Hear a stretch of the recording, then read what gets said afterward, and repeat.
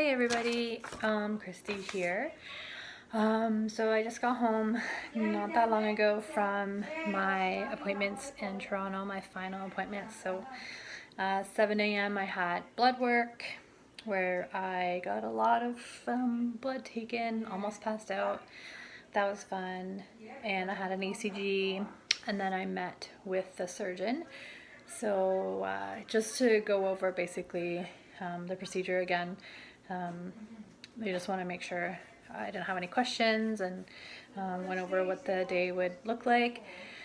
And then I got to meet the actual surgeon who me and Janine have dubbed McCutie because he has McDreamy's hair, and he's kind of cute. So I'm hoping that the day of the surgery, under anesthetic, I don't say anything stupid, which is probably not going to happen, but a girl can dream. And after that, I met with Julie Sissel, I believe is her last name. She is a transplant coordinator and was fabulous.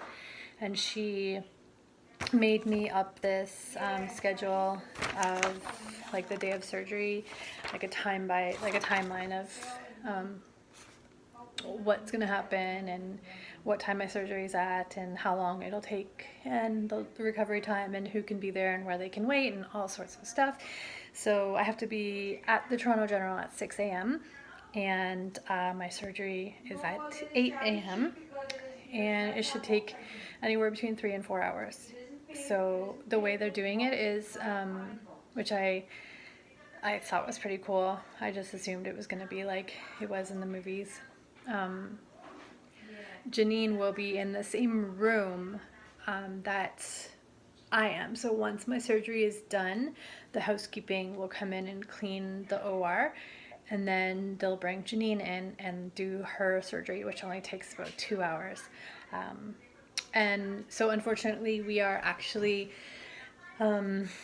staying on different floors, so we won't be able to share a room. I wasn't sure if that was going to be possible, but she will be on the 7th or 10th floor, and I'll be on the 6th. However, I will be able to go up and see her when I'm feeling up to it. And yeah, so most likely my stay is 3 to 5 days, which is fine, which is what I was expecting. But yeah, after that, I had to actually, Julie they forgot some tests and a urine sample, so I actually had to go back downstairs and get more blood taken. Another, I think it was like 6 tubes, so I don't know how many tubes it ended up being. It was a lot. Not my favorite thing to do, give blood, because it always makes me feel like nauseous and dizzy, and yeah, this morning was no different, and it was fasting, so I was hungry, and probably one of the reasons why I felt woozy after, but they took really good care of me. Yeah, so then I had a little bit of time, and so Janine and I got to hang out a little bit, but we had our appointments were all like kind of overlapping, so we didn't get to spend much time with each other. And then I had my pre-op appointment, which is for anyone that's going to have any surgery. Basically, like, so much literature. They had like a checklist, so I met with the pharmacist to go over any meds that I'm on. A nurse comes and checks your vitals, and I got a butt swab, which I wasn't expecting. So it was to swab for MRSA, which is something I can't pronounce. Anyways, they had to do like a swab of my nose under my armpits, which were really sweaty, and then like my groin area, and then my behind a little bit. Wasn't expecting that, so super fun. But you know what? It was fine. It was over in like a second. She didn't like swab in my butt, so don't worry. There was no weird probing going on. So if this is something you have to do if you have any type of surgery, so it's not just kidney related. Yeah, and then I had a nursing assessment with a nurse who is awesome. I don't know if I got her name, but she was really cool. and she basically went over uh, your medical history and a whole bunch of other stuff, and to make sure that you're suitable for the anesthesia, make sure you can fit 3 fingers in your mouth this way. So, which I did. And yeah, so basically any other questions I had about the procedure, and then everything was good. So that was all. I got sent home with a lot of paperwork and a lot of stuff, including my favorite, which is a whole booklet on cleaning your skin before your surgery, and it has diagrams on how to wash yourself and the specific areas that they want you to focus on.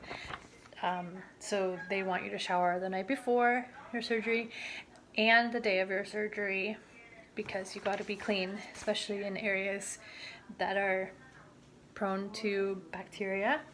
So I'm really glad I have this booklet, because otherwise I don't know how I would be clean otherwise. That was a joke. So yeah, so that's everything. Surgery's all set. I am basically just counting down the days. So today is March 8th, so it's 19 days. I think 19 days.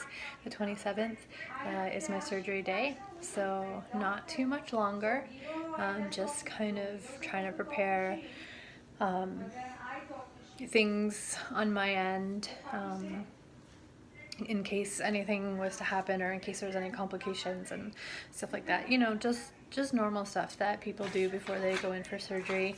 I'm not worried. I know I'm in good hands, and honestly, the team at Toronto General is awesome. I've been treated so well, and every single department, every test I've had, every appointment has just been so smooth, and I've never really had to wait too long, and they really do take good care of you. So yeah, kudos to the team at Toronto General Hospital, and to Mick Cutie, who's my surgeon, and I forgot to check if he had a wedding ring. I'm just kidding. Not really. Anyways, yeah, so now I'm awkwardly rambling, so I'm gonna finish and say have a good night to you all, and I will update soon.